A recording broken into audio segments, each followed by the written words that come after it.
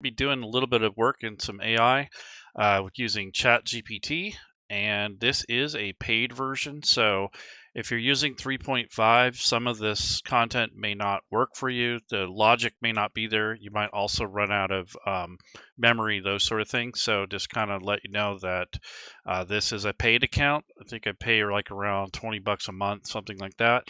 And the tools that I've designed for this are all based on that structure. So I don't charge for these yet. They are available. Some of these are public, some of them are not, depending on the content.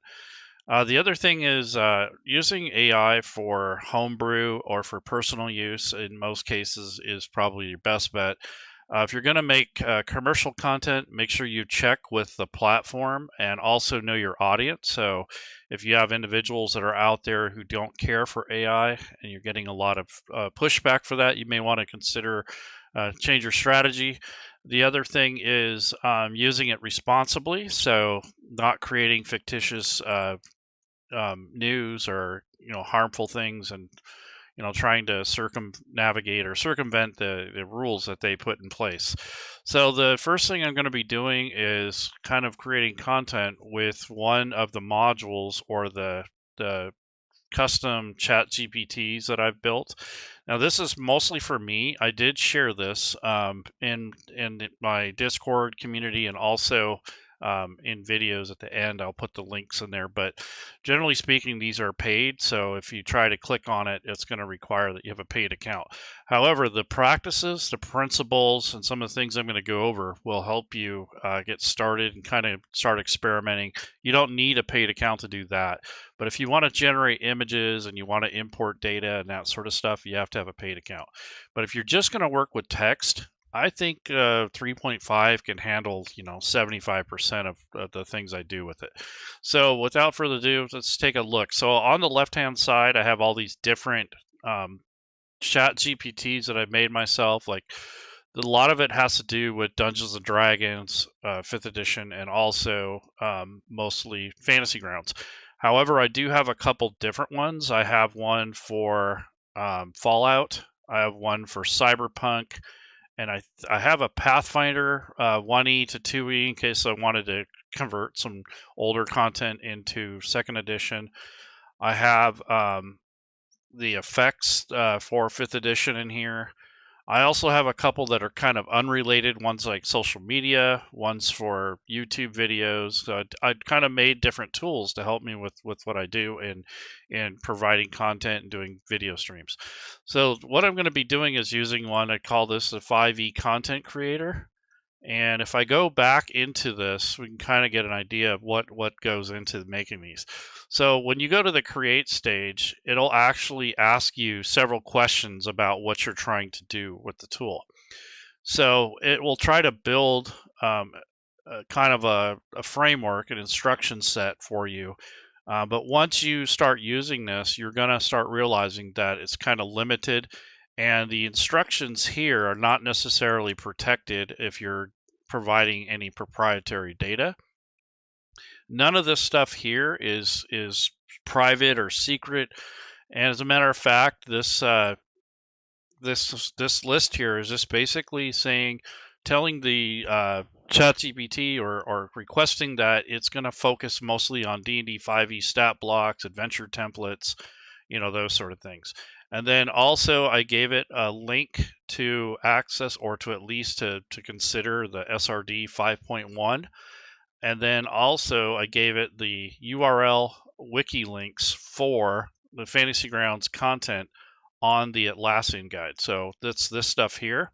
So if you've ever used the Fantasy Grounds Atlassian, if you come over to content and then you look at the Fantasy Grounds user manual, you click on that, you can go into here and you can look at quick start guides. There's these the basic stuff that has to do with the platform, but then you also have available rule sets, and then this is where you can kind of dig a little deeper into a supported rule set. Now, not every rule set has a Atlassian guide.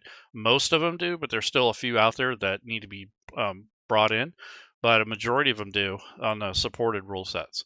So if you click on the 5e rule set, you have campaign options, you have the character sheet, combat tracker, automation for effects. You have the items and parcels, NPCs and encounters. You have the party sheet, and then you have some example videos, and then there's the basic controls link so that you have all the base Fantasy Grounds functions. So this is kind of how you use this. And if you go, let's say you wanted to get more into like advanced automation. So if I click on that, this is going to define that and give examples, and also give you a majority of the syntax or the text that's required to make this stuff work. So what I would do in this case, if you're going to make a custom Chat GPT, is take this content and either copy it and paste it in there, or if you're on the Atlassian guide, you can go to more actions and you can actually export, and you can export it to a PDF or to Word. If you export it to Word, you can basically add 2 or 3 of those together and make one document. So you might want to do the effects thing, maybe NPCs and encounters. Maybe that'll help you, build NPCs and that sort of thing. And this gives you a breakdown of what all those fields are and what kind of verbiage you're looking for. These are important things for building content in Fantasy Grounds. Now, you can use this type of approach for any rule set. It doesn't have to be D&D.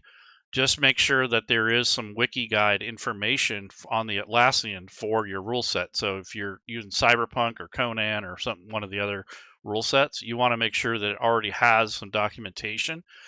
And then you can't expect the same level of automation or features because they're all a little bit different and they all play differently. So you may not have exactly the same information across all the rule sets. The base part should be the same, but the actual effects and the wording and all that stuff is different.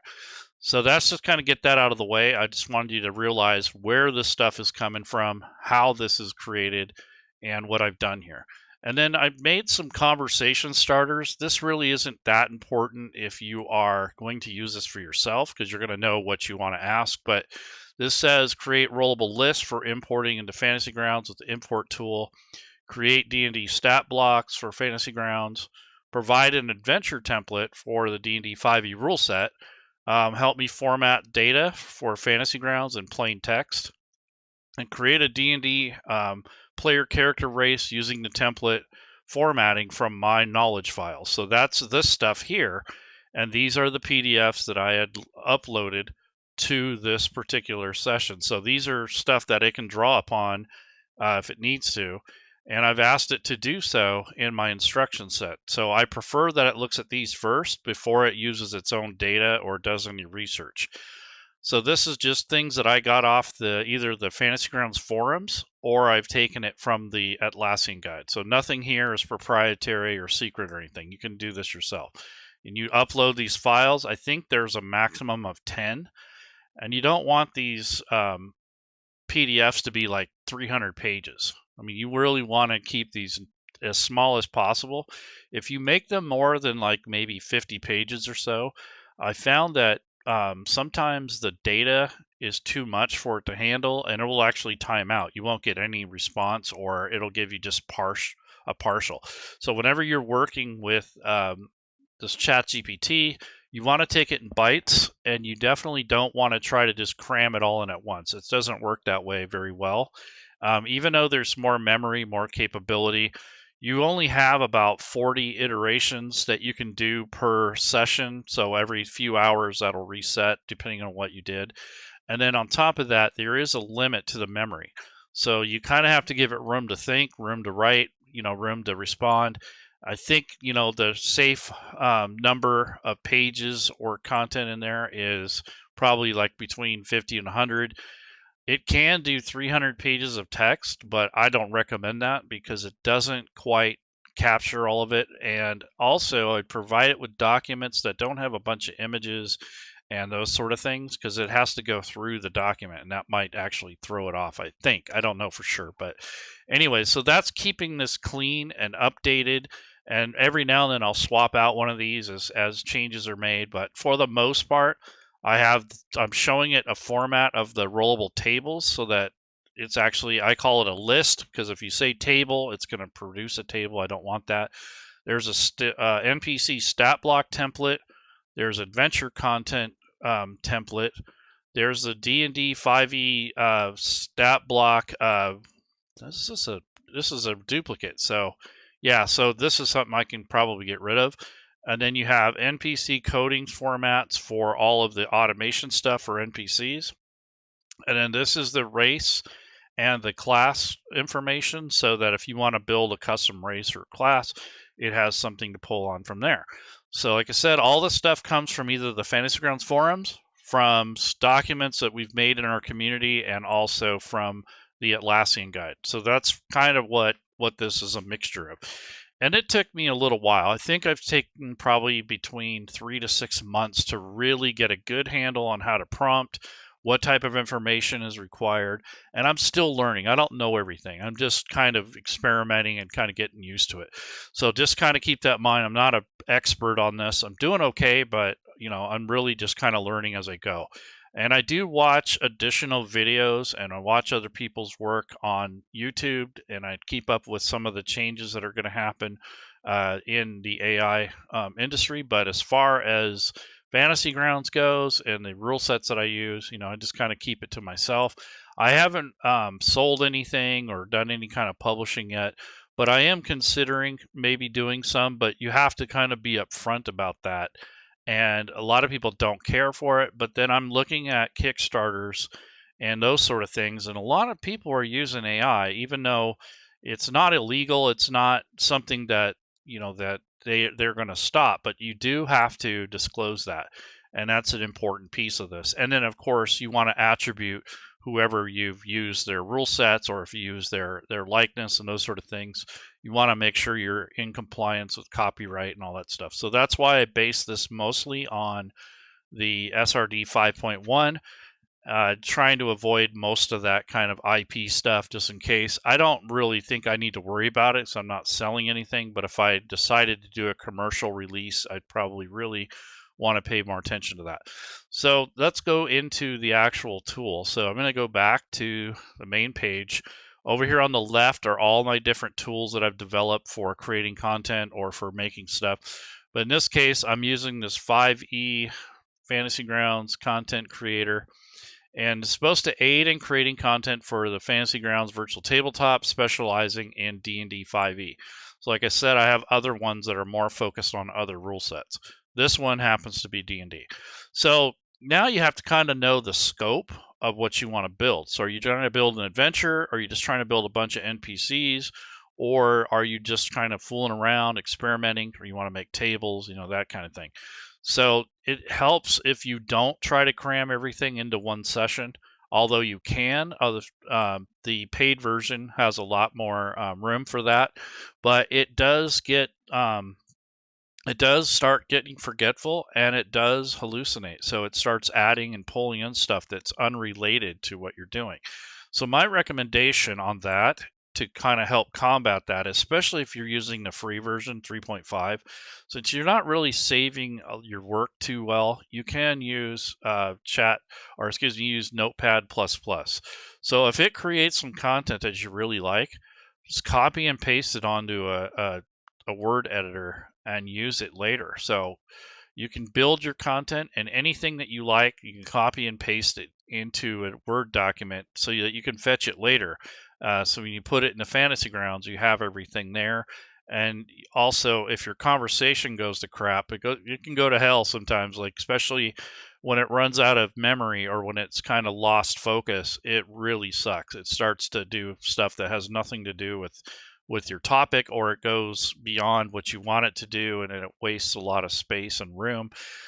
Also, what I noticed is that if you're going to create content like an image, for example, make sure that you have an idea of what the image is. Unless you're experimenting and just trying to learn about the limitations and what it can or can't do, once you get a good handle on that, you kind of understand it, create a template for yourself and make it easier. So when you want to make content, it's actually going to, you'll get more bang for your buck. What I see a lot, especially when you're new to Chat GPT, is so someone says create a dwarf warrior. So, that is too vague. It might create something cool, but it doesn't give Chat GPT enough information so that you can generate something that's useful to you.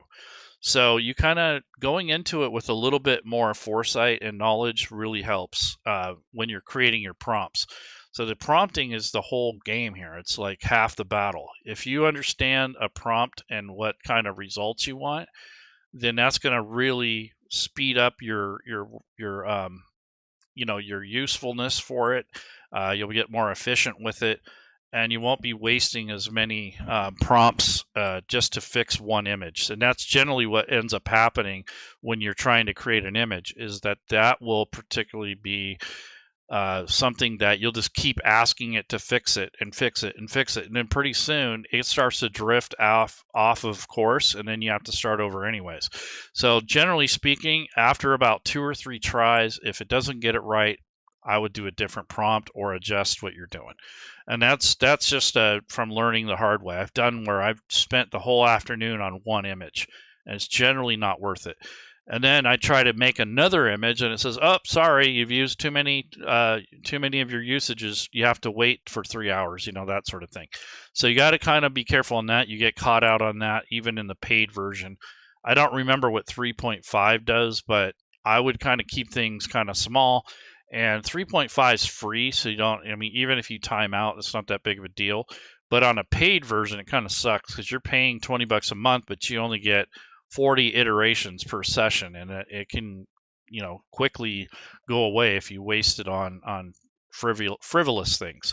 Also, the free version doesn't allow you to import images, analyze data, or create images at this point. So maybe in the next iteration they'll add that, but for the time being, you're limited to text if you are going to create content with the free version. The free version works pretty good for text stuff. Like I said earlier, probably about 70 to 80%, it can handle most of it.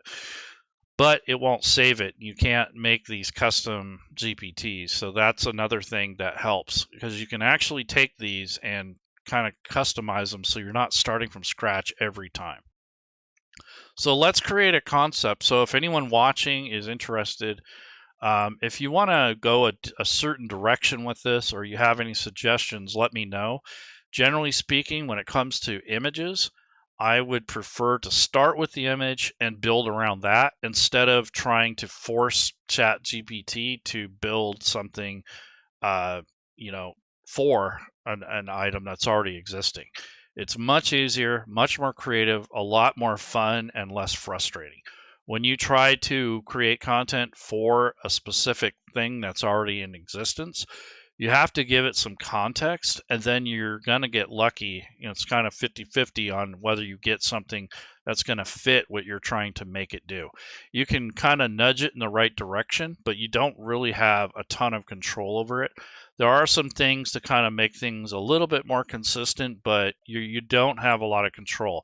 And I think that's where a lot of people, especially when you're first starting, where they kind of go wrong. They think that they can control it, but you really can't. I mean, you can prompt it in such a way where it's going to give you some sort of familiar kind of consistency, but it's really not ever going to be quite the same. There are ways that you can do this. So if you have any ideas or suggestions of content that you would like to see, let me know. But generally speaking, I'm open to doing images. Usually I'll start with an image. And also, just a quick side note, maps are really difficult to do in ChatGPT. I don't know what the problem is, but maps are very difficult. You can do them, but they're often out of scale, and they'll usually come out as a 3D kind of isometric view, or they'll look like a traditional map, and it's not really something you want to do. So once I took the word map out of the equation, it takes away some of the assumptions that a map might have or might look like. So it does kind of help in some cases to take away the word map and just tell it to create a top-down version of a scene, and then just tell it the angle you want, like top down, floor plan, that sort of thing. Because if you say map, then it's going to pull in some elements that are probably not going to be what you want. So I found that out the hard way, trying to generate maps, and I prefer just to buy the maps or make them myself. Chat GPT does not do a good job with virtual tabletop maps. I don't know why. I try to get it to do like a square, and it does like an angled view, or I've tried everything to try to goad it to do the right thing, and it really doesn't. Especially if you say map, it always wants to give you this 3D isometric thing that kind of looks like Tailspire or one of those other maps, but it doesn't give you a good scale. It's often off a little bit, and if you try to put it in Fantasy Grounds or something, it's always off.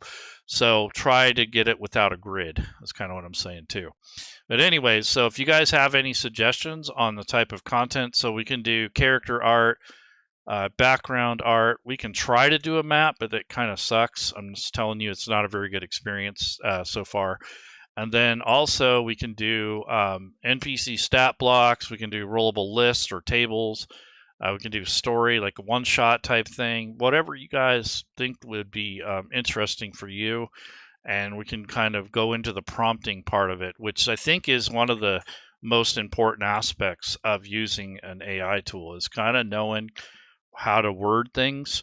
I mean, you can put some literal things into the request, but there are some things that'll kind of make it more acceptable to you, such as a style, a coloring scheme, black or white, all those sort of things. So if you want to do like sketches, you obviously tell it you would like it to be like a sketch. Or if you want a full colored 3D kind of look, we can do that. My preference is to have an oil painting, but also kind of have a 3D mesh to it. So it's not quite video game, but it's also not just a flat painting. So I kind of like a mixture, a hybrid. So I have a sort of a template that I use pretty much all the time. So it helps a lot with creating content. The other thing is making sure that you keep in mind what it is you want to show. So if you're looking for a portrait, you need to say portrait, and don't give it a 50 gazillion background information. Just say you want a plain background or maybe a forest background. But when you start saying, yeah, I want this building in the background with these trees and all that, so what will happen is that image will become wider as you give it more details that's supposed to be on a portrait. So generally speaking, the portrait is going to fill up a majority of the screen. And when you start giving it the parameters for all your background images, now you're going to introduce a different orientation to the image. So it'll make a landscape image instead. If you want to make a full body, like a vertical thing, you have to do that, but you also have to describe. You say, I want a full body, and give them the, how they're dressed, maybe talk about their shoes, that sort of thing. And it'll help keep it in the correct orientation. If you just want a square image, then you need to say that in your prompt. So you want a square 1 by 1. So this particular setup here allows for landscape, and it allows for, like vertical, and then a square. Some of the other things like Midjourney, they have a lot more options, but in this case, they haven't really developed that orientation thing very well, because sometimes, despite your best efforts to try to get it to make something for you, if you word it too complex or not enough, you're probably not going to get the outcome that you want. So let's do something here that is going to, let's start with an image, and we can build an entire thing around it. So perhaps let's create a concept of like a big bad evil guy or gal, and then we can go from there. So what I want to do is prompt it to help me design some sort of big bad evil guy or girl. So let's do that. So I'm going to go ahead and do that. So please create a concept for a big bad evil guy or girl for the D&D 5e rule set and Fantasy Grounds. I always put that in there just in case. I don't think it's necessary, but I want it to know that this is the content I'm building. Let's say it said provide details like, and then I'm going to say I want background, theme, like, those sort of things. So the theme, background, lore, and related content. So I'm kind of letting it do its own thing. I could insert a theme. So if you guys want a certain theme, that'd be a good time to speak up. So you can do that before, and that way it kind of narrows down how much prompting you have to do. So we could say, we could give it a setting. We could give it a little backstory. We could say create a wizard or a warlock or something like that, or we can just say a necromancer or whatever you guys want in regards to content. I don't know if you guys care enough, or if you guys want to see something specific, but I'm just going to give it some kind of verbiage here that says, please create a concept for a big bad evil guy for the D&D 5e rule set and fantasy grounds. Provide details like, and then I kind of say like the theme, the background, the lore, and related content. And then we'll create an image with that theme in mind. So going to start kind of like with the theme, and then build an image, and then build everything around that. That's kind of the way I attack these sort of things. And maybe your end goal is to create a one shot for your next adventure. So you could take text from a previous conversation, plug that in here, and it will be kind of influenced by what you've already created. And that's why I recommended that you actually take this content that you create and put it in Notepad++ so that you can recall it later, or put it in Fantasy Grounds and copy and paste it into your next conversation so it has some context to build on. So this is just a way to get it to help you. Maybe you have writer's block or you don't know what to do. So since no one spoke up, I'll just basically tell it to just kind of come up with something, and I'll have to roll with it. Now you can exclude a couple things, like maybe I don't want steampunk or something like that. So if you don't want that, then you're going to have to make sure that you kind of give it more of a fantasy theme, like maybe high fantasy or low magic, or you can kind of say that sort of thing. So let's do please create concept for the D&D 5e rule set and fantasy grounds, related content for a high fantasy. You do that.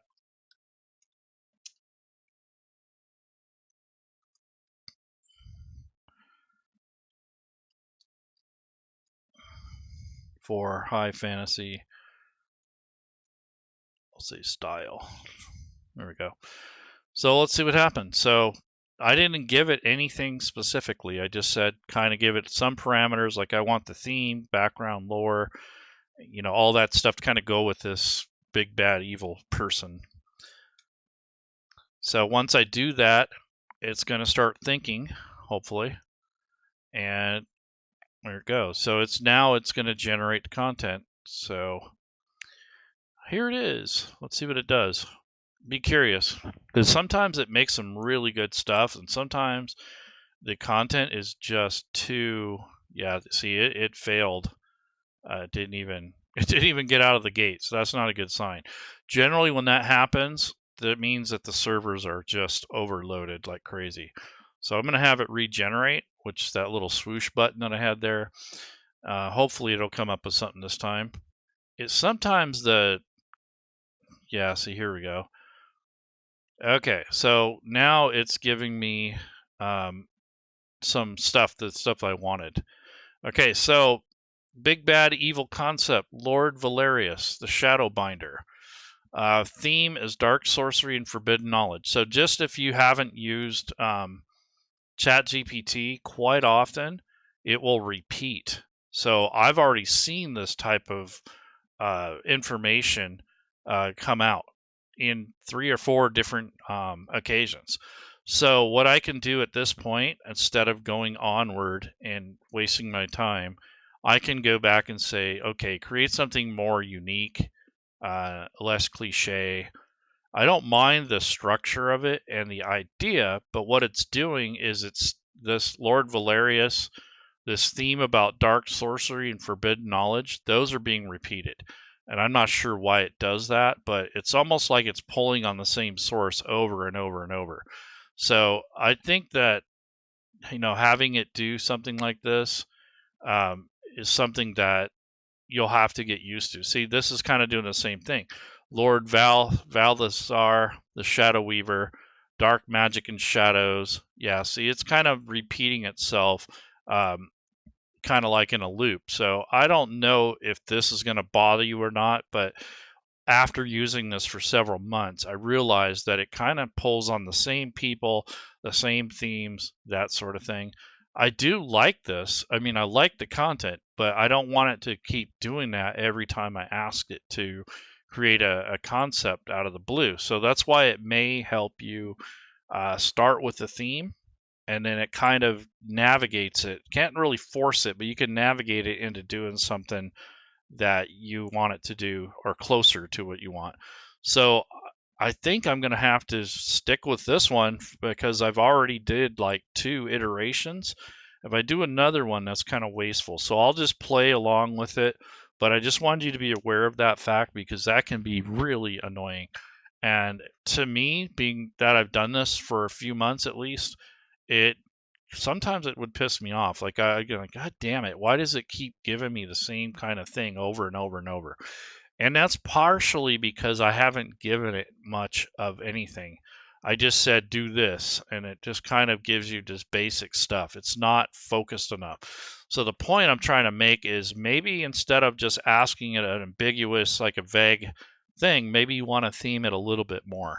And that's partially on me for not doing that or not thinking about, the overall goal of this. So, but this can be a pretty good start. I like this, but it's just not something that I want to see over and over and over. So you might want to give it a little bit more information before you let it rip. So I'm just going to play along with this, even though I don't care for it because I've seen this type of thing over and over and over. But I'm going to use it and kind of use it to my advantage. So I don't want to make another big bad evil guy and try to force it into doing something. Once you do that, you only got a few tries and then it starts getting all over the place. It just starts not making sense and it really gets off focus. So what we're going to do is I'm going to go with this big bad evil concept. And one of the things I've done in the past is I will take this whole thing and I will copy and paste it into my notes. So that's why I was trying to say if you're using the free version, this might be kind of a helpful tip. So I'm going to copy all this out, and I'm doing this in case it starts to forget. And this is the information that I'm starting with. So I wanted to keep this information because if I forget or if it starts drifting, I can start a new conversation, start over if I have to. And I'm actually going to do that. So I've already kind of, blew it here by trying to force it or trying not to. I didn't give it enough information. So now that it has this information and I have it stored, I'm going to actually start a new conversation. I'm actually going to delete this one because I don't intend to go back to it. And I'm going to come down to my custom Chat GPTs, and I'm going to go back to this 5e content creator. And now what I'm going to do is paste the previous content in a new conversation. And then I'm going to go back up here and ask it to kind of help me design this. So I'm going to hit Shift, and I'm going to say create an outline for a short adventure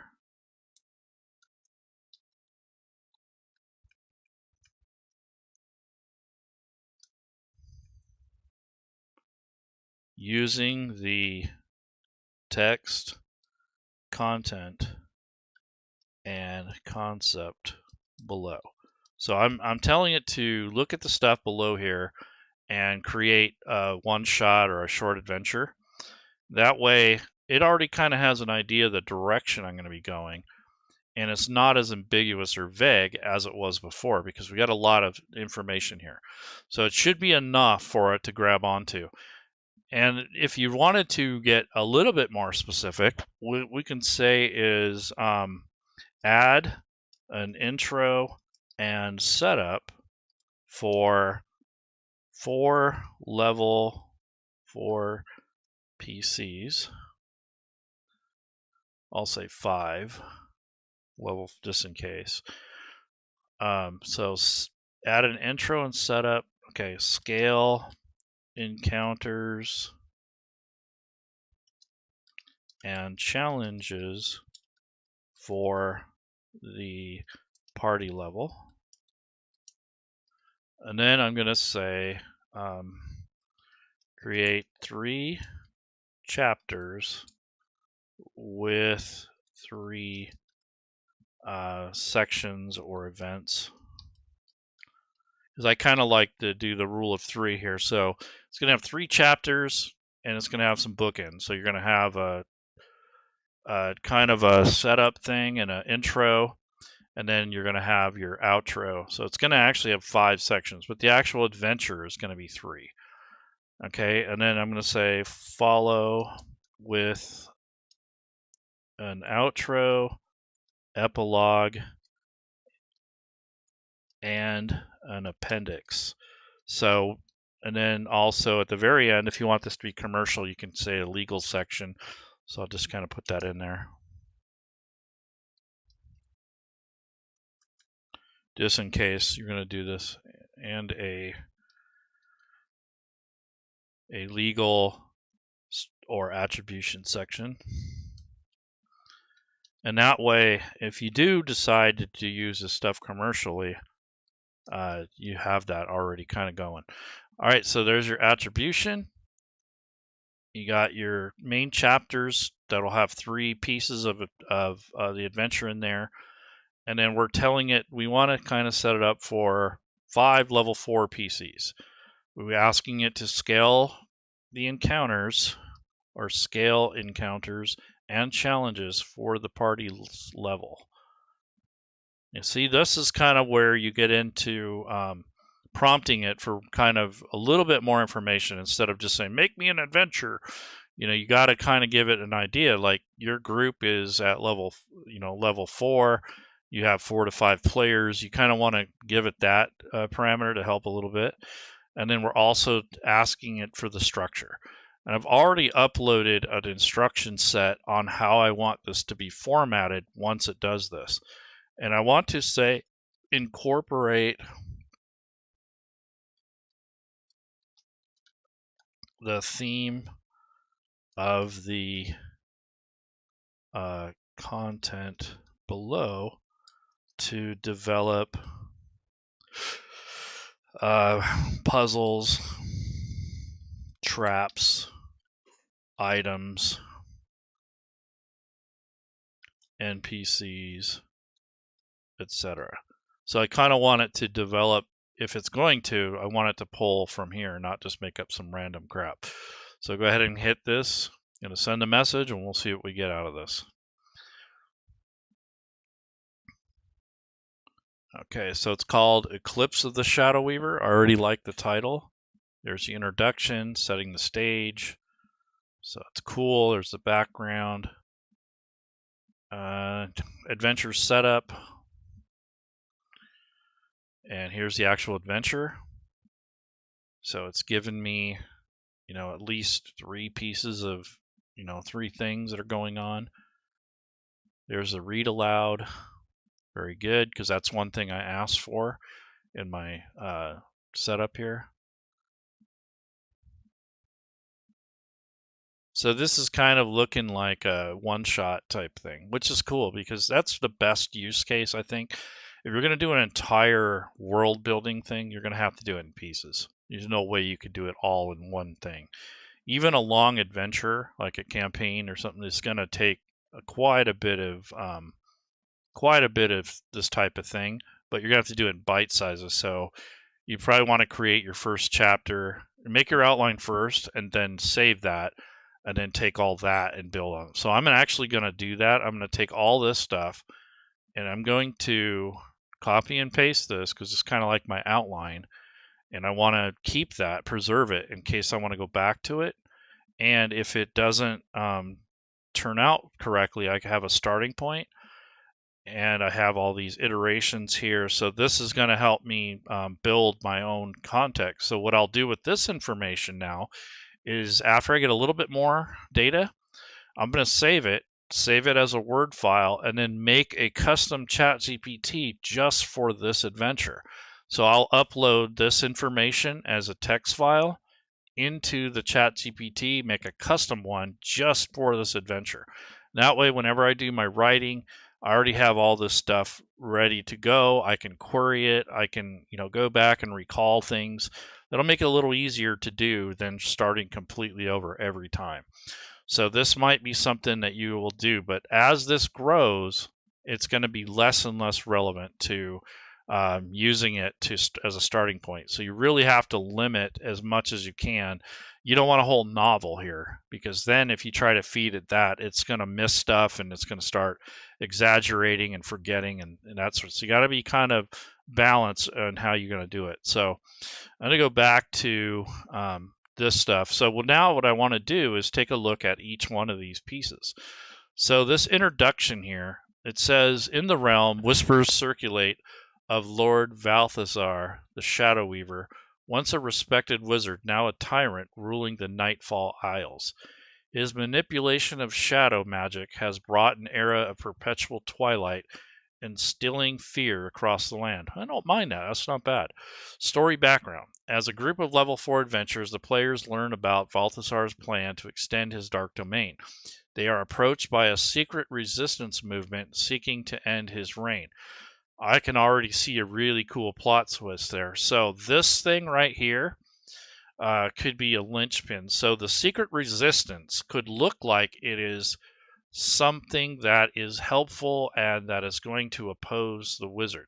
Yes, that is true. However, they could be a cult that are just as bad, if not worse, than Balthazar later on in the adventure. So that can become like a plot twist. So that I really like that. So they are approached by this secret resistance movement, which could actually just be another wizard or another group trying to overthrow the wizard to take his place. So that may be something that comes in, and this is kind of a dark, shadowy thing. So maybe that makes sense to do that in the course of the adventure, and it kind of makes it more interesting, not so cliche, not so obvious, a little bit more subterfuge, that sort of thing. Now the adventure setup is recommended for 5 players, level 4. It will challenge the party with puzzles, traps, and encounters scaled to their level, focusing on dark magic and shadows. Key themes include battling corruption, understanding the cost of power, and the eternal struggle between light and dark. I like it. So that's not bad. I mean, even though I've seen this theme a couple times, they're not exactly all the same. And I actually like this because now I can kind of get into like a Cthulhu horror type thing. I can incorporate pirates since this is on an isle, which might make it interesting. Maybe there's a group of pirates that works for this guy, or maybe they're opposed to him. So many directions you can go. But let's see what it did. So the adventure says here, Chapter 1, Shadows of Silver Peak. So the adventure begins in the ruins of Silver Peak Academy, where Balthazar's journey into darkness began. The party will discover the first clue about the Eclipse Grimoire and the upcoming Eclipse ritual. So they're going to find out that he's up to something no good. There's going to be a rollable list of local rumors, secrets of Balthazar's past, and hints about the location of the Obsidian Tower. So that's really cool. I like those kind of rumor table things because it gives you some plot hooks to go on to. And generally for plot hooks, I like to have at least 3. And they're generally themed for the adventure, but I would also include different levels or different approaches to getting involved with the adventure. So I'll prompt it when I get to this chapter, I'll prompt it to work on these plot hooks, give it like a vague one, give it a semi-detailed one, and a very detailed one, or they can be variable depending on how they end up here. Encounter notes. So shadowy figures and traps guard the Academy's secrets. So this could be kind of like your way to guard this information and kind of introduce the group to the sinister nature. This is a good time to show the shadows or talk about the shadows, give them the clammy, creepy details of what this setting is like, and kind of set the premise for this, because this is a really important chapter. Even though you're not doing much, you are talking to people, you're finding out stuff, you're uncovering secrets and clues, you're buying stuff, like arming yourself. All those sort of things are kind of important. So then that kind of leads you onto a different path, like developing the NPCs, maybe setting up a store or some kind of supply, and then maybe some allies, or at least a patron or something like that. So that's something that you will have to develop as you get into this. Chapter 2, the Nightfall Isle. So here's where I wouldn't say dungeon delving, but the exploration part comes in. So the party sails to the Shrouded Isle. So like I said, maybe you use pirates in here, or even just a stolen boat. So they'll encounter corrupted creatures and cultists. So like I said before, maybe these cultists were the ones who originally proposed to overthrow this Balthasar guy, and they want his place. They're not telling you that, but maybe these cultists are trying to deter you from messing with him. Maybe they work for him. Maybe there's pretending to be opposed to him. There's all kinds of little twists there. So the DM info says that the battles with the cult of the Eclipse members and corrupted beasts. So this would be tying in that sort of thing, kind of themed for that, which I like, the cult thing. I always like cults. I don't know about you, but those are always fun to play with. NPCs and hazards, so encounters with oppressed islanders and potential allies. So maybe there's some captives or people that are stranded there that have lived in a cave or something like that, or even natural animals or humanoids. Maybe there's some sea elves that live nearby that don't like the corruption. So you kind of got that salt marsh thing going on. So maybe in the course of the adventure, you can use a little bit of the content from the salt marsh setting, such as the naval rules, the backgrounds. You might load that in Fantasy Grounds to kind of supplement or to give you more content, because you want to learn how to handle ships and that sort of thing potentially. So it just depends on how deep you go into the exploration part of this, because if you're going to use the boat quite a bit, you're probably going to have to develop the crew to some extent and the statistics on the boat, especially if you have like a kraken encounter, or a shark invasion, or maybe there's a flying creature that comes down and attacks them, those sort of things. So it just depends. Or even bad weather, like you might just run into a storm, which I think would make more sense for this, but you never know. So now chapter 3, the Obsidian Tower. So this is when we're actually starting to get into kind of like the dungeon delve.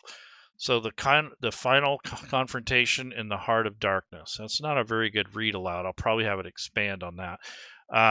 So the information is navigating the tower's magical traps and the shadow wraiths. So those are some of his minions. NPCs and hazards. So you encounter prisoners and learning Balthasar's weaknesses.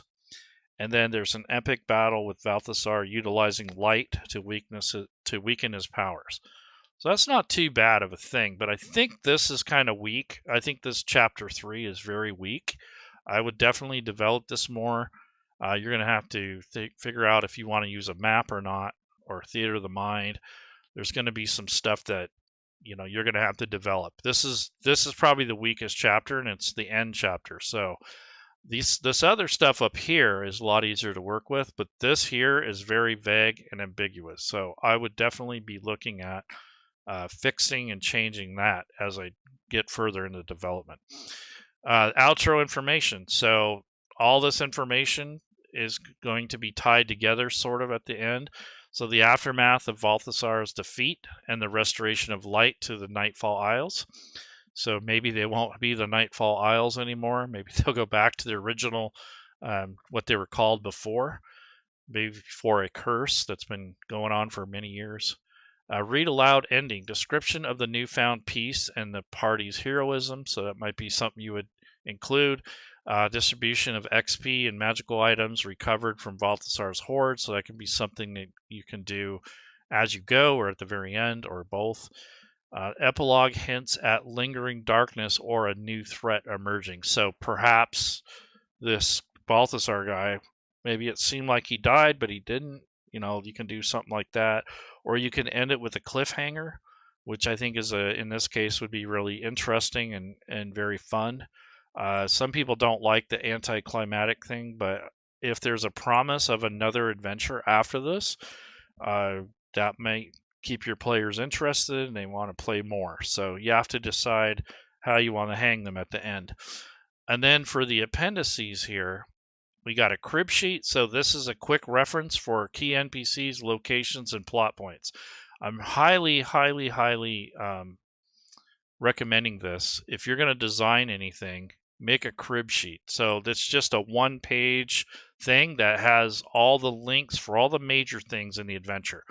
And it makes it easier. It's kind of like an index, but it's all in one page, and it's a little bit more detailed than an index. And it gives you like all the stuff in order. And then if you need to skip around, you got the links right there. And then it also might have other tables and like diagrams and stuff. So this or like a flow chart of the adventure. So this is really important. New monsters. So if you got any creatures that are not from the SRD or something that's based on the SRD but it's different, you might want to put those in the index. If you do any mechanics that are above and beyond the standard affair, so this one says it suggests rules for shadow manipulation and light-based puzzles. So that's interesting. I'll have to think about that one. And then magic items. You can use a unique item such as the Lantern of Revealing or the Amulet of Dawn, something that's going to help counter the corruption. So I wouldn't make those too powerful, but this Lantern of Revealing might be interesting for like maybe it actually shows shadows, or maybe it has some smaller effects like just like not being able to be put out by normal means. Like if it gets wet or the wind comes, maybe that's what it does. It doesn't have to be super powerful. That can be a little cheesy and overpowered if you start off like that. I think this might be better if it was on a higher level adventure like the Amulet of Dawn. Maybe that's something you win after this adventure. But the Lantern of Revealing might be a cool little tool that the players use throughout the adventure to kind of illuminate their way. And perhaps the person who's wielding it gets a small bonus on necromancy or, something, or the necrotic damage or something. Who knows? But this is just something that maybe it gives you a +1 save, or who knows? But this is something that you'll have to decide as a game master and a designer. Like what are these items? How are they incorporated into the story? Like this Lantern of Revealing could be a gift or perhaps a find on the ship. Maybe it was owned by a previous owner of the boat, or the captain of the ship, or a pirate captain that used it to navigate the waters, and it just happens to be something that's useful to the adventure. You're going to have to work that in so it's not too hokey, like how that's going to actually play into it if you're going to use that. And then, of course, we got all this stuff. So this is the legal stuff. You attribute disclaimers. You talk about non-commercial use, and then you also mention AI. You list the resources and contributors. You cite anything that's official if you used anything, and then licensing info. So those are just some basics here on creating this adventure. So that's not too bad. I think this is well thought out. Like I said, this chapter 3 is very weak. I'd have to fix that. It seems very small compared to the first part, but that is set up on the first part, so that's why that's very big. Now, when I asked it, one thing I wanted to note is when I asked it to create this content, I didn't really specify too well. So what I said here is scale the adventures, create 3 chapters with 3 sections or events. What I really wanted it to do was to create 3 pieces of this chapter. So this is, to me, this is only like maybe 1 or 2. This one is probably 1 or 2 pieces here. So I didn't give it enough information. This one really sucks because it's just giving me the read aloud, which is very vague, and then it gives me some encounter notes, some hazards, and aftermath. So it's actually treating those as separate sections when really these can be all one. So I got to kind of expand on what I want for each chapter. So that's kind of what my next step would be, is to create the content based on this particular outline. And if I lose anything, like if I screw up or it starts going in the wrong direction, then I can go back to my notes that I saved and start over, or at least have something to recall. And if it starts hallucinating or losing its memory, I can plug this back in and tell it to get on track. So that might help with that a little. It's still going to exaggerate a little bit, but at least you'll have a kind of a reminder of what you're looking for. So the next thing I'm going to do is build an image. So what I'm going to do is ask it to create an image that is going to be like a cover or something. Maybe I want to encapsulate this. So what I'm going to do is I'm going to say create an image. I'll say a cover. Yeah, I'm just going to say, if I say cover, it might actually create a book. I don't want that. So create an image that encapsulates the mood, vibe, I'll say theme, not vibe. So mood, theme, and details of the previous conversations above. So I want it to pull on the information above, and that way it'll help it with the creativity part. And then I'm going to say, I want it to be kind of, let's see, create with dark, gloomy, and I'll say horror elements. So I want it to pull in that kind of that fear, the darkness. So that's something I'm going to kind of influence it with a little bit, just kind of mention horror. When you actually ask for horror, it does pull in kind of that darker, spookier kind of feel, which is neat. I want to say the background. Actually, maybe I won't do that. Let's just let it see what it does with it. Because if you do too much, then it's not going to be as creative and you're trying to force it.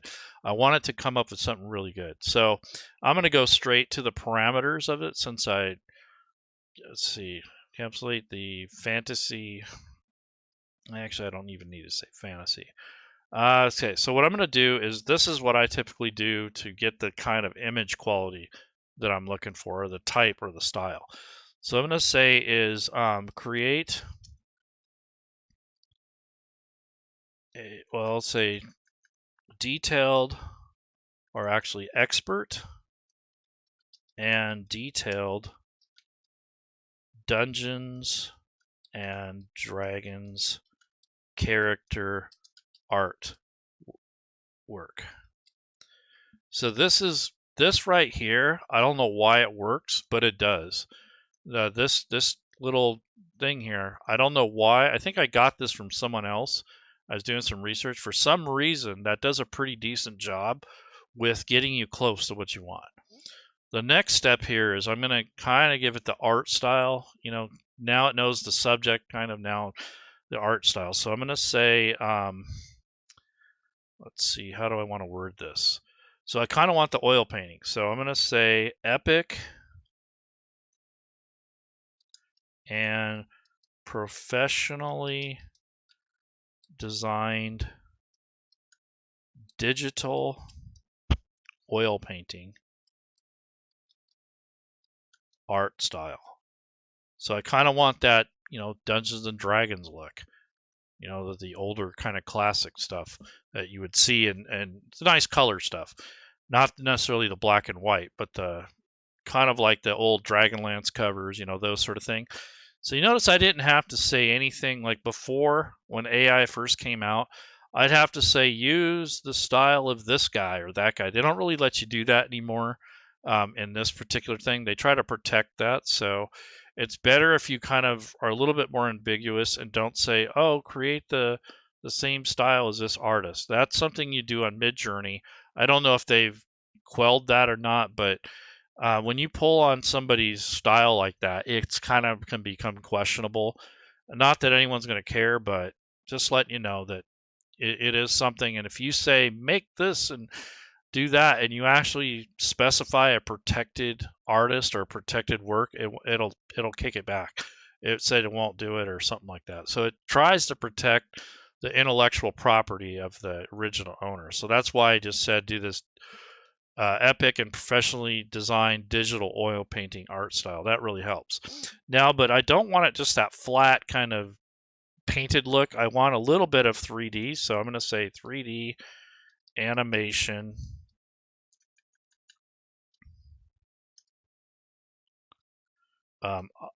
We'll say Octane render. So Octane is your 3D renderer. And this will kind of blend the two together. And that's the style I like. You may not like it. You might like sketches. You might like the kind of the rough kind of or the blurry kind of painted look. But I kind of want it to be a little bit crispier and a little bit more epic. And now for the orientation. So I'm going to say 16 by 9 horizontal. So horizontal landscape aspect ratio. Okay, so I'm kind of giving an idea of what direction I want this thing to go. Okay, I'm going to come back and say something about, we'll see what it does.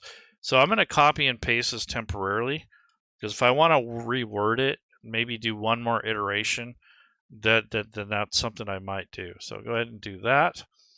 And now we're going to create like a themed image that supposedly is going to be themed for this particular adventure. We'll see. Sometimes it comes up with something spectacular, sometimes it sucks. So it really depends on how you worded that and how much details you gave it, or if you overly give it too many details, it gets too busy. So you got to kind of figure out that balance what works for you. I can't give you a word count or anything specific. It's just going to have to be what it is. So that's okay.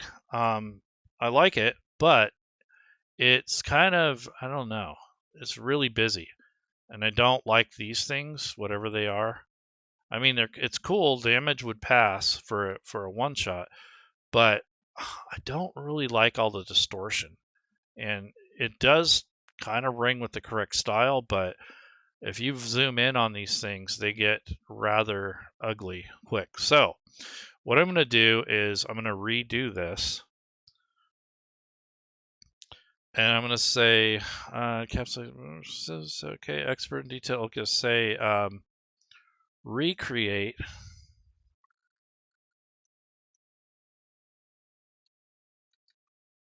the image above that encapsulates the mood. Okay, so I kind of want it to do the same thing, but I don't like what it did, period. So this is a rare, doesn't really happen very often, but most of the time I like what it creates, but this is way too busy. So I would like to say,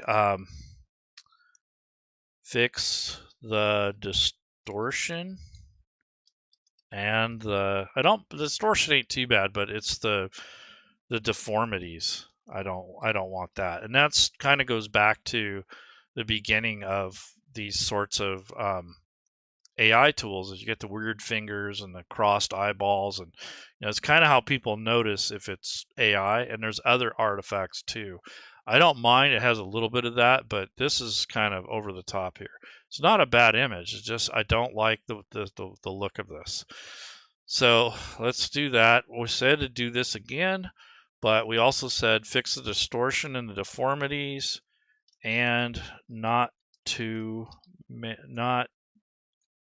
we'll say only create a few characters. We don't want 20 of them in there. It's too busy.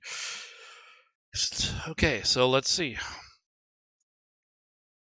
I don't know if it's going to fix it. If it doesn't, I'm going to start over and probably just move on to something else for a while. Because this is the sort of thing that consumes your usages and your time. So you're going to be waiting and recreating the images 50 gazillion times. I might just settle for that first one, depending on how this one comes out, and then edit it in Photoshop or just use a part of it. Okay, so that's okay, but again, I do not like this. This is I don't mind these flying things, but I don't like this weirdness, this artifacts that come out. And that's kind of the thing that you'll come across like this. What the heck is this thing? Yeah, that's really, really convoluted. So what I'm going to do is, instead of going off of this, what I'm going to do is do this. So create an image that I'm going to tell it I want this image, but see, this is what I'm saying when it comes to creating images, is like I'm trying to force it to create something around another thing that's already created. When I had stated in the beginning to create the image first and then build everything around it, it's so much easier to do that. So anyways, I'm going to try to force it, which is against my wishes and against my advice. So create an image of, I'm going to say, of an island with an obsidian stone tower.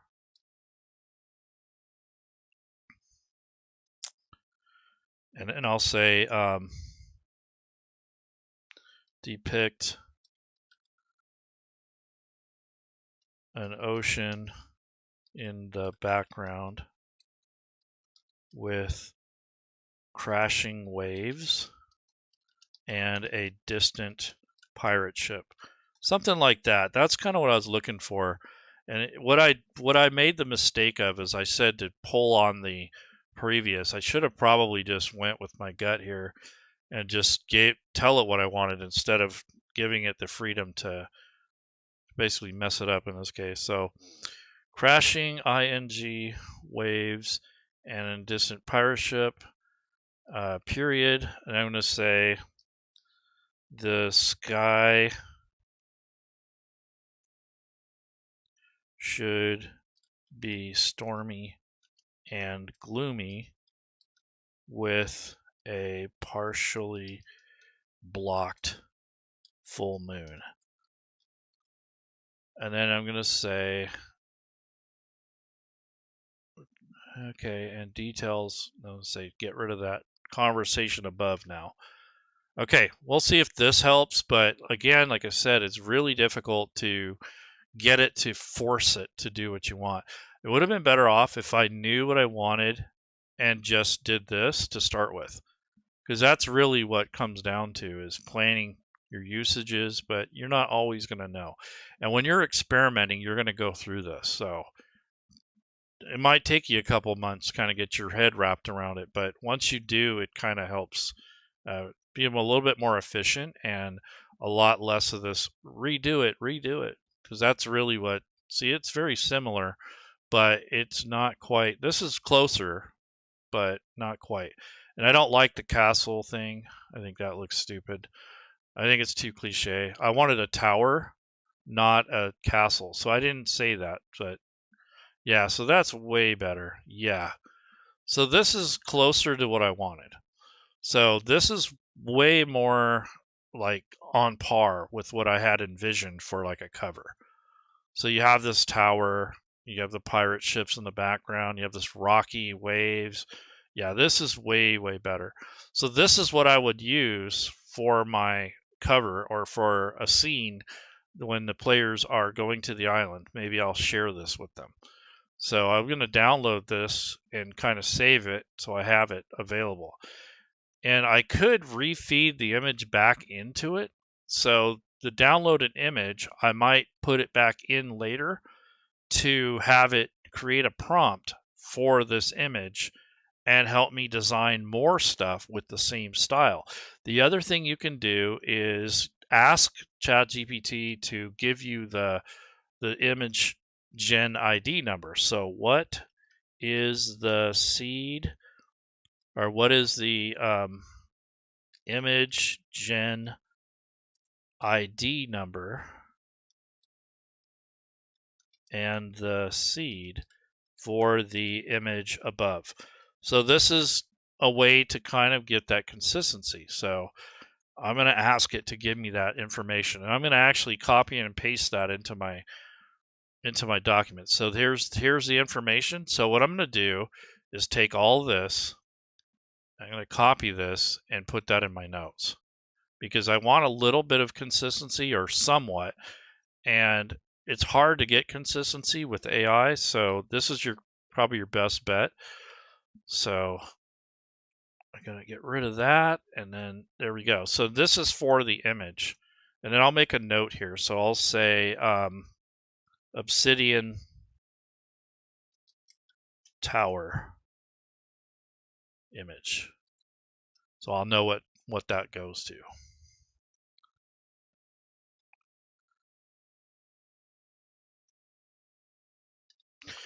Okay, so there we go. So that's kind of the steps that you're going to want to go through when you're creating something, especially if it's a little bit more serious, like you want to put it in Fantasy Grounds. That's something that you're going to have to wrestle with, like, what's your scope? What are you trying to do? Sometimes you just want something simple. You don't need all this fluff and this hoopla here. Maybe you just want to create an NPC or something like that. So we're going to do that, and then I think I'll call it a day. So I'm going to go back to Chat GPT, and what I want to do is create a stat block for the big bad evil guy. So what I want to do is ask it to create this big bad evil guy, Lord Balthazar. So let's copy and paste that. And being that he's probably a CR5, probably. So I'll say create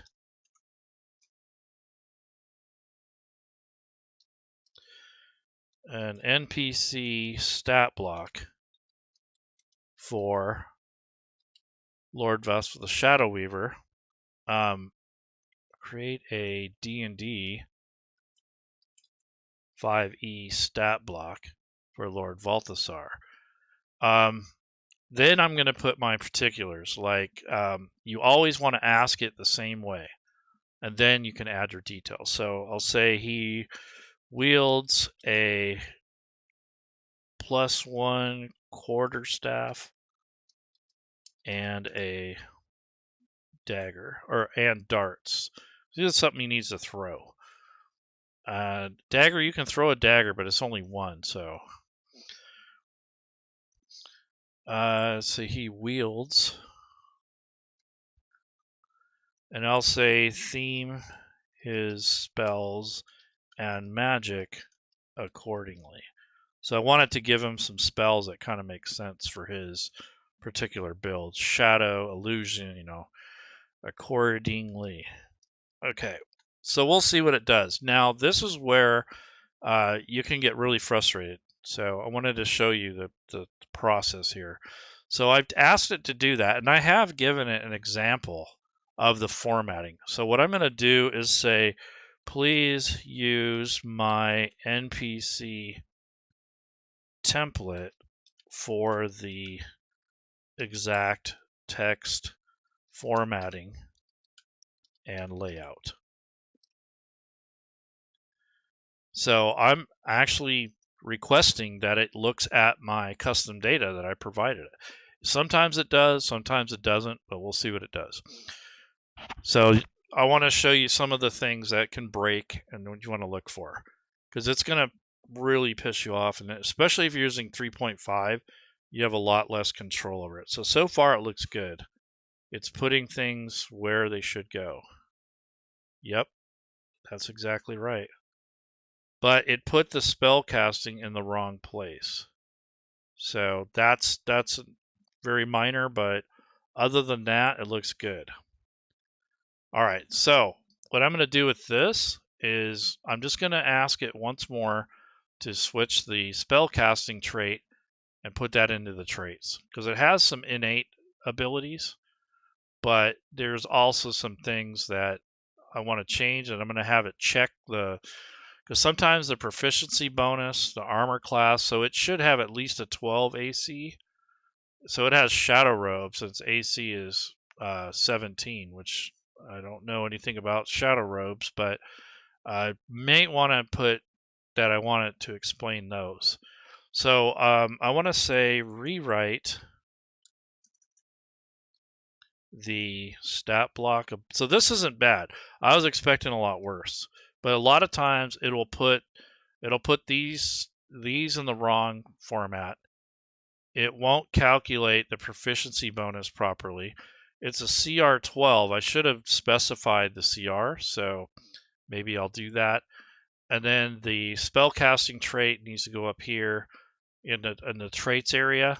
And then the actions, it has this quarterstaff and dart.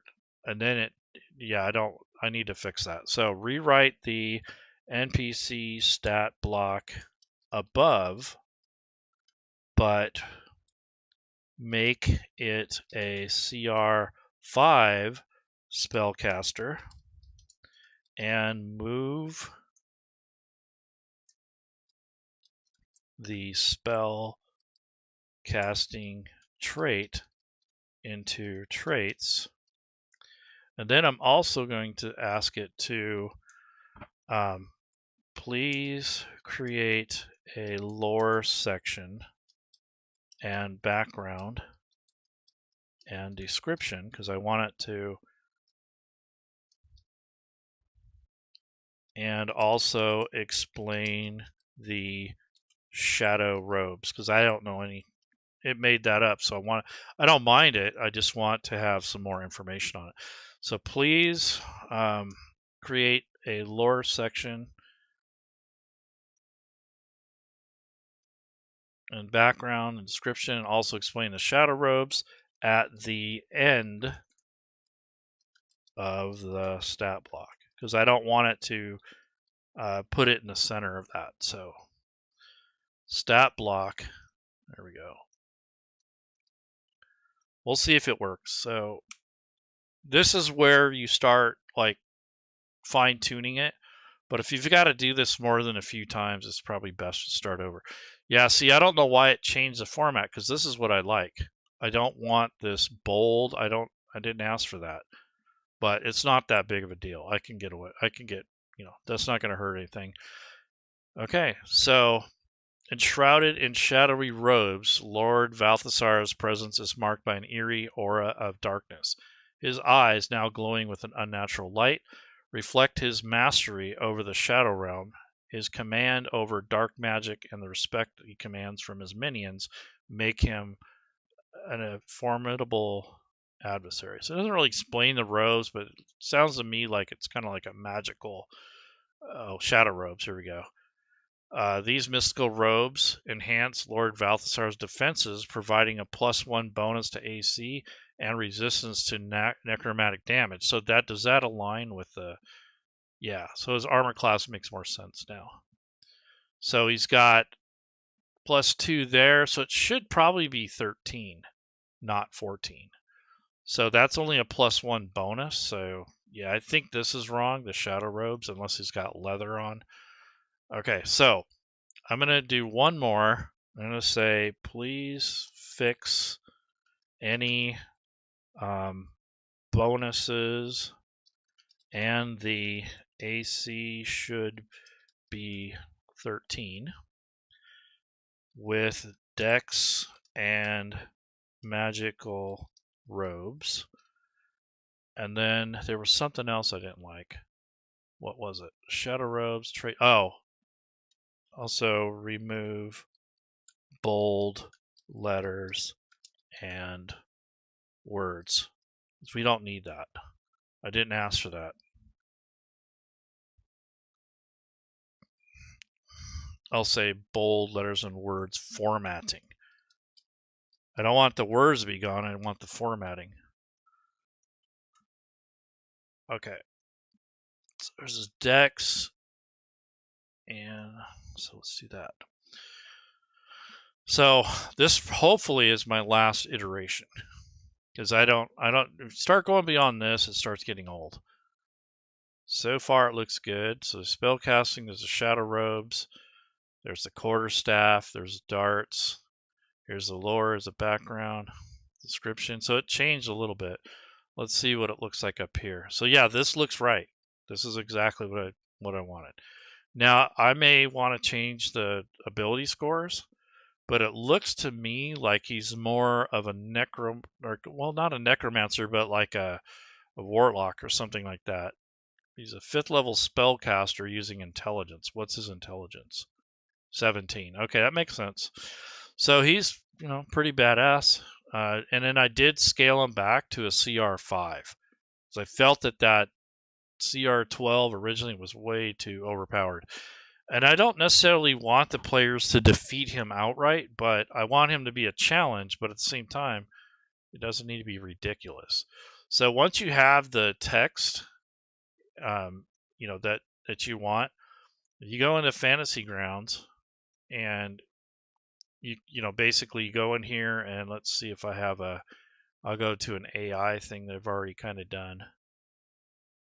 So Chat GPT, basically. Okay. So go ahead and start that session. And I'm going to bring this guy in as an NPC.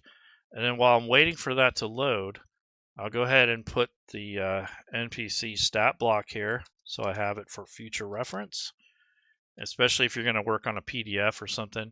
So now I have all that text here, and also including the artwork that came from the tower.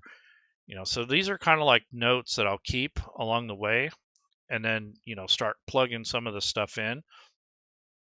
I do like to create everything first, then put it into Fantasy Grounds, but you can do it as you go if you have to. The only problem with doing it that way is that things will change or evolve as you're creating the content. So you have to kind of decide like what's going to work for you the best. And then also, you got to consider there might be more artwork that you want. So just be careful on, how you time that. All right, so I'm going to go to NPCs. If you guys haven't looked at this before, I do have the SRD loaded here, and I made my own group, and this is called Chat GPT Monsters. So these are things I've made on other shows. And I'm going to go ahead and click on this import tool in the bottom, and this is going to give me the stat block import. So if I hit Control V as in Victor, that's going to bring in the stat block, and I'm just going to right click and use the cleanup text so it gets rid of some of the spaces. And I got to get rid of the lore and the description and put it over here on the other side, because this will ruin or throw off the parsing. So I don't want that.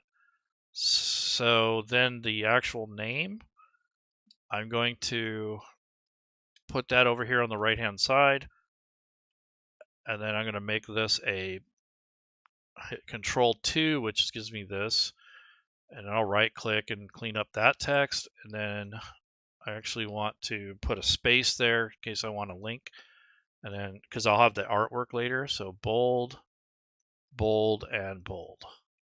Okay, so this is just basic stuff here. Now what I'm going to do is import, and hopefully this turns out correctly. So one of the things you want to look for is all the traits should have a period after it. So cantrips, so quarterstaff, dart, that looks right. Spellcasting, cantrips, shadow. Yeah, okay. So this is basically his stat block, and I do like that it sets us up. And I might have to make an effect for his shadow robes, since it's not a permanent effect, although it's kind of incorporated in, but the saving throws may not be. So that's something I got to think about. But anyway, so take this and import, and this is generally what you're going to get, provided that the text is correct. So quite often the text is not correct, and you will get kind of a jumbled mess. So what the thing you want to look for is those periods I was telling you about in the text here, and then also the way the stat block, the ability scores are formatted. So this is not the correct way for the ability scores here. Everything else is right, but the way that this is formatted here is not correct. So this is not the right format for a stat block. I'm going to manually fix these, but what it did is it changed those around, so now it doesn't parse into Fantasy Grounds very well. So if I go back here You see how this is? This is not right. I should have caught that. So what you want to see is more like the first one, which was right. This was right.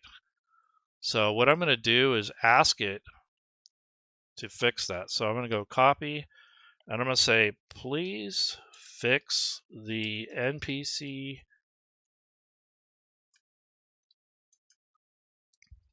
stat block to reflect the proper ability score formatting. And that's something you're going to have to fight, because I don't know why it changes it every time. But even if I've given it a template, it still wants to do it its own way. And I think it's better if you actually tell this to be a table, because in that way it kind of forces it into a specific format. So what I'm going to do is paste that in there, but then I'm going to put this caveat. I want to say the ability, this is the one I fight with the most. Ability score acronyms are one horizontal row, and the scores under in another horizontal row. So format like a 2-row 6-column table. And what that does is it will force it kind of into a format, whereas if I just tell it to fix the numbers here, it may not interpret it that way. I've run into this so many times that I've just got to the point where I'm kind of expecting it. So it's something that you're going to have to fight with if you're going to use the tool. If you're going to do it that way, you can always hand enter it. You know, you could make copies of other creatures, but I'm trying to use the import tool. All right, we'll see if it figured it out, because I'm going to change all my other stuff too. So yeah, that looks right, but there again, it didn't do it right. It put the separators in there, but I don't want that. So this is what I'm saying. It doesn't always follow what you want. So again, say no, the formatting for the ability scores should be in a table format. We'll see if it understands that. That's pretty vague. Like, I wouldn't get in the habit of doing it that way, but yeah, see, that's what I wanted, just like that. So when it does it like this, it's not going to pick up that formatting in the import tool, which is cool.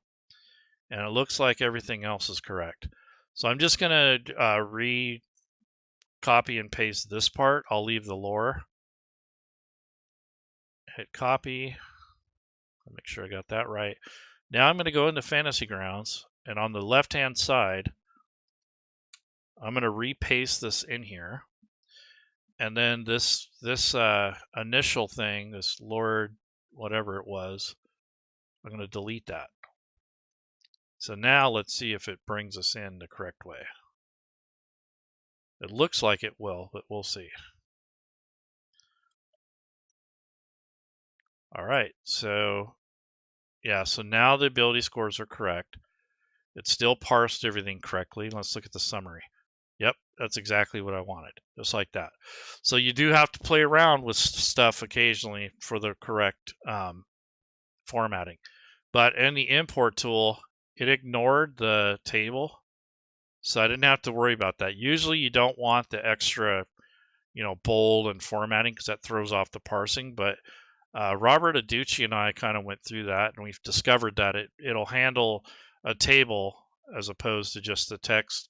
I could just have it like this, a text, but when you're generating it in Chat GPT, that's when it becomes annoying. So you run into that stuff that I just showed you. Like, it'll change. I don't know why, but it just constantly changes the format. It cannot stick to this for some reason. So with that in mind, what I would do is tell it, if you're going to do a lot of NPCs, now what I'm going to do is I'm going to say, oh,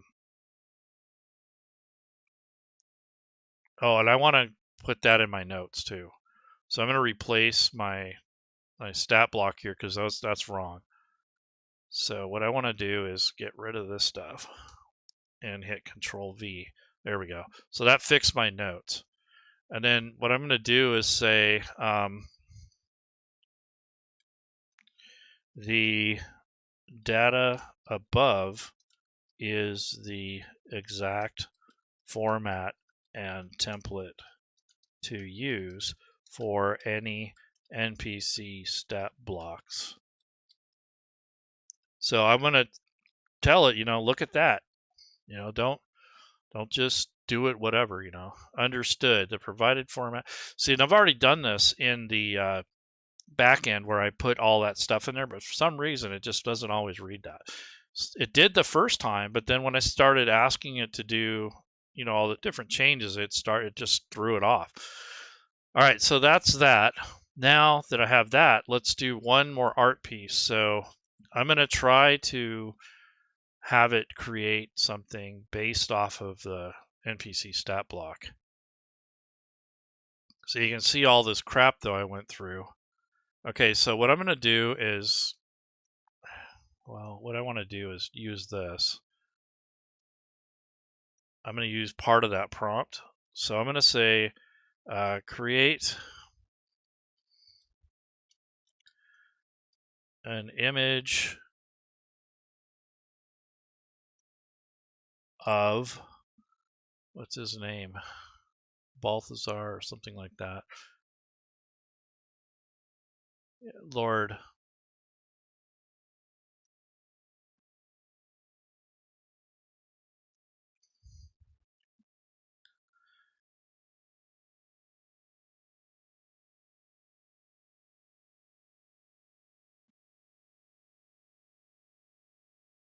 Okay, and this time I'm going to say I want it to 9/16. Let's see, 9/16,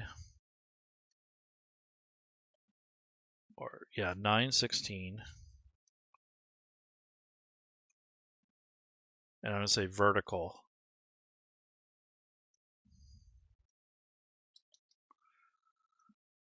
Vertical aspect ratio.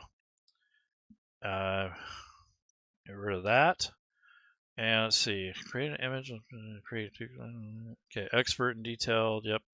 Epic, yes. But I want to say create a full body or a full length. I don't care if it gets every bit of them, but full length image of Lord Balthazar, create gleaming horror, let's see, horror background elements. Expert, okay, we'll see what it does. So we'll see if it understands the context of it, because that's generally where you'll have the same kind of problem where you're just constantly having to fix it because you didn't give it enough context or you gave it too much. So there is a balance, and I don't know what the exact number is, but it's somewhere in between. Let's put it that way. It's kind of vague and ambiguous, I understand, but you really have to, yeah, that's not bad. I can dig that. That actually looks pretty damn decent. So that is really cool. I like the ravens. I like these hands, like these undead wraiths in the background. Yeah, that's perfect.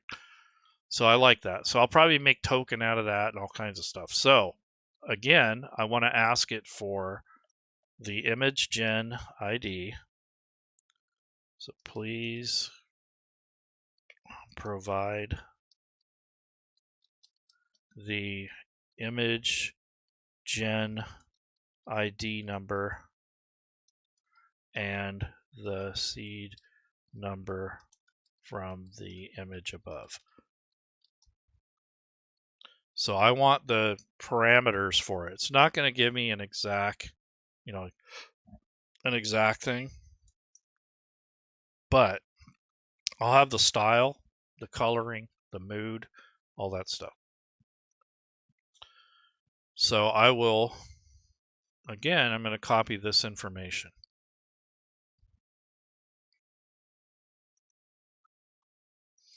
So I'll put that in my notes, because now that's going to be kind of a theme for the character art.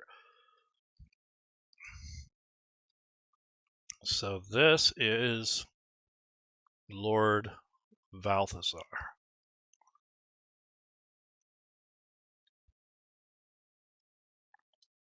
I want to make sure that I label it so know what the hell it's for.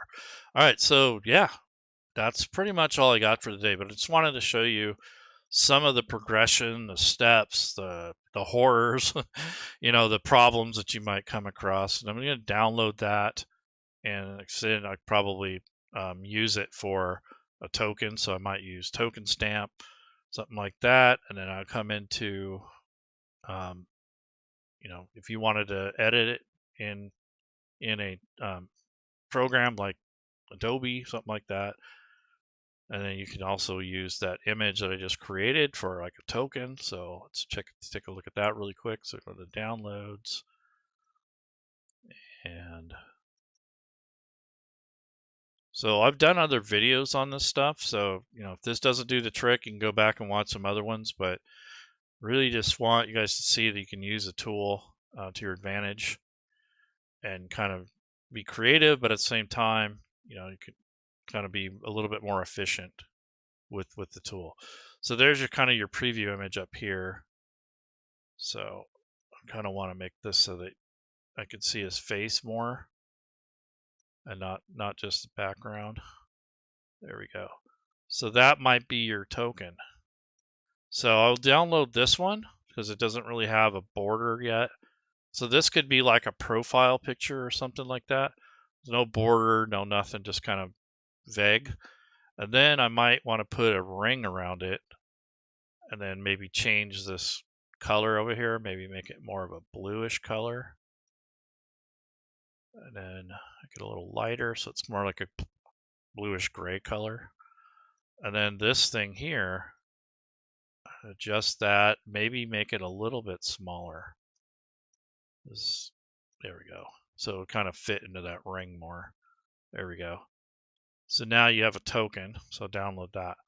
So that's just, something you can do. And if you weren't messing around with it too much and you actually spend a couple hours on it, you can make quite a bit of content in a couple hours. You just got to learn how to use the tools to your advantage and get used to the behavior, because that's kind of the crap that you're going to go through initially. It's really frustrating for the first couple times until you understand what it's doing, its limitations, what it's not doing, those sort of things. So anyways, take care, everyone. You have a good week. Tomorrow's Friday, I believe, and it's February, so Valentine's Day is coming up. And if you want to do a little bit more of this with us in the community, tomorrow at 4 p.m. Pacific time, I have the link in the description. But you want to join us and ask more specific questions, or create content with us tomorrow. I'm running an event which will be kind of similar to this, and you can join us and kind of get into some more specifics. And I don't think I'm going to stream that one, so it'll be in Discord. So if you're shy, you don't want to be recorded, we could do it in there. And I'm just going to go through the similar type thing. So if you're interested, that'll be tomorrow in the Fantasy Grounds Academy Discord. Like I said, I'll have an invite link at the end of the video. It'll just be valid until the 2nd of February 2024. And go ahead and subscribe, support us, whatever you want to do. We got Patreon, we got donation stuff, we got all kinds of stuff. So, or come in and help us, because we need people that know other rule sets like Pathfinder and other stuff. So anyways, guys, take care, guys and girls, and I'll